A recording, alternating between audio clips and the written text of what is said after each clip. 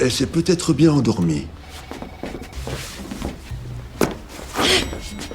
Elle ne s'est pas endormie. Non, j'étais en train de revoir votre cas dans ma tête et maintenant, je vais vous dire ce qu'il en est. Ce jour-là, Murphy ne se sent pas bien et veut rentrer chez lui. Mais Weber refuse. Il lui dit qu'un médecin ne tombe pas malade. Seuls les patients tombent malades. Après le départ de Weber, Murphy n'arrête pas de se plaindre. Ses collègues pensent qu'il est de mauvaise humeur parce qu'il a perdu un pari. Murphy ne comprend rien. En fait, ils avaient fait un pari. Le premier à tomber malade devrait prendre les gardes de tous les autres la semaine suivante. La semaine prochaine, si l'un d'entre nous n'aime pas son service, il peut l'échanger avec le chien servile qui ne peut pas refuser. Alors, Murphy décide de travailler, malgré son état. Pendant la présentation d'un cas, par Weber et Gray, Murphy essaie de fermer les yeux, mais un patient le remarque immédiatement. Gray lui marche alors sur le pied, ce qui le fait sursauter. Murphy lutte contre la fatigue et présente l'état du patient. Il réussit encore à faire correctement son travail.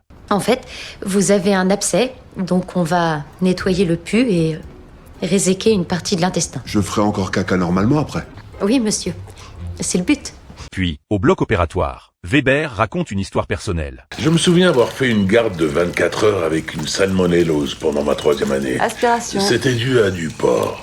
Du porc avarié. Il avait bon goût, mais je me souviens qu'il était un peu luisant. Ensuite, Weber demande à Murphy comment il se sent, mais Murphy garde le silence. Gray sent que quelque chose ne va pas. Tu ne réponds pas parce que tu as du vomi dans ta bouche.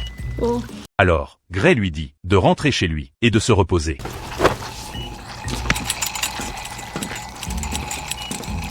Petite nature.